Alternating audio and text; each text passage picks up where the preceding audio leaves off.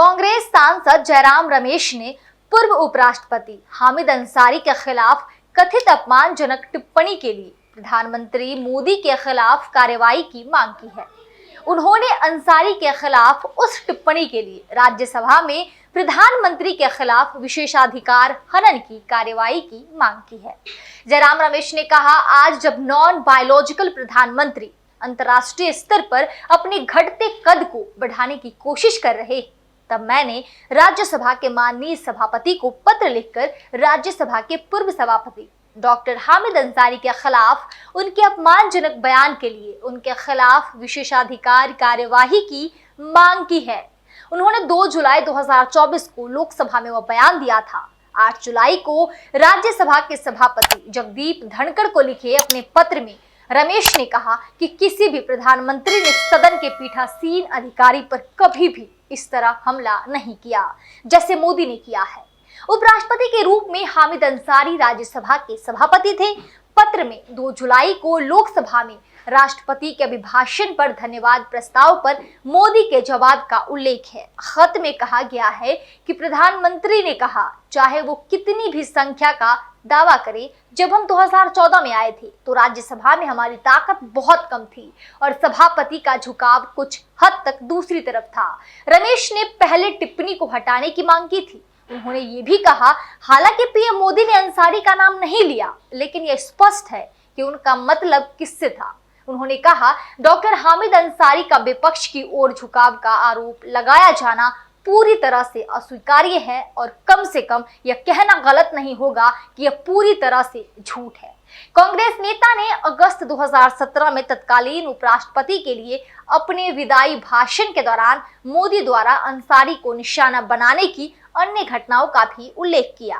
कांग्रेस नेता ने कहा, किसी भी प्रधानमंत्री ने कभी भी लोकसभा के पूर्व अध्यक्ष या राज्यसभा के सभापति पर उस तरह से हमला नहीं किया जैसा कि नरेंद्र मोदी ने किया है। उन्होंने धनखड़ को लिखे अपने पत्र में कहा, राज्यसभा के पूर्व सभापति के लिए अपमानजनक इरादे से ऐसी अपमानजनक टिप्पणी करना जब वे अपना बचाव करने के लिए मौजूद नहीं थे। राज्यसभा के सभापति के उच्च पद के साथ साथ राज्यसभा के प्रति भी घोर उपेक्षा और अनादर के समान है। इसलिए मैं इस मामले पर प्रधानमंत्री के खिलाफ विशेषाधिकार कार्यवाही की मांग करता हूं। बता दें कि बीजेपी ने पहले भी हामिद अंसारी को लेकर कड़ी टिप्पणी की थी। जुलाई 2022 में वह घटनाक्रम था जब मीडिया रिपोर्टों ने एक पाकिस्तानी पत्रकार नुसरत मिर्जा के हवाले से कहा था कि अंसारी ने उन्हें भारत आमंत्रित किया था और उन्होंने इन यात्राओं के दौरान जुटाई गई जानकारी कथित तौर पर 2005 और 11 के बीच पाकिस्तान की ISIS के साथ साझा की थी। भाजपा ने तब मांग की थी कि अंसारी और कांग्रेस दोनों को इस यात्राओं की जानकारी साझा करनी चाहिए। द इंडियन एक्सप्रेस के रिपोर्ट के अनुसार अंसारी ने भाजपा के आरोपों को झूठ का पुलिंदा बताते हुए निंदा की थी और कहा था कि वह राष्ट्रीय सुरक्षा के प्रति प्रतिबद्धता से बंधे हैं और टिप्पणी नहीं करेंगे। उन्होंने कहा था, भारत सरकार के पास सारी जानकारी है और सच बताने का एकमात्र अधिकार वही है। अगस्त 2017 में राज्यसभा में अंसारी के लिए दिए गए विदाई भाषण में मोदी ने कहा था, आप एक राजनयिक के रूप में अपने करियर के एक बड़े हिस्से में पश्चिम एशिया से जुड़े रहे। आपने अपने जीवन के कई साल उस दायरे में बिताए। उस विचार में अपनी सेवानिवृत्ति के बाद एक बड़े हिस्से में, चाहे वह अल्पसंख्यक आयोग में हो या अलीगढ़ मुस्लिम विश्वविद्यालय में, आप उसी दायरे में रहे। लेकिन 10 साल तक आपकी जिम्मेदारी अलग थी। हर पल आपको संविधान के दायरे में रहना था और आपने उस जिम्मेदारी को निभाने की पूरी कोशिश की।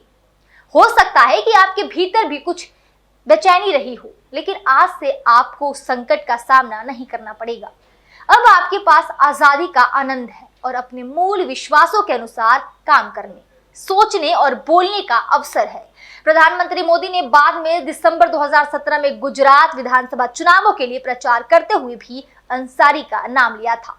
संसद में हंगामे के बाद सरकार ने राज्यसभा में स्पष्ट किया था, मैं स्पष्ट रूप से कहना चाहता हूं कि प्रधानमंत्री ने डॉक्टर मनमोहन सिंह या हामिद अंसारी के इस देश के प्रति प्रतिबद्धता पर सवाल नहीं उठाया और ना ही उनका ऐसा कोई इरादा था। इस खबर पर आपकी क्या राय है? कमेंट सेक्शन में हमें जरूर बताएं। देखते रहिए दी घंटा। शुक्रिया।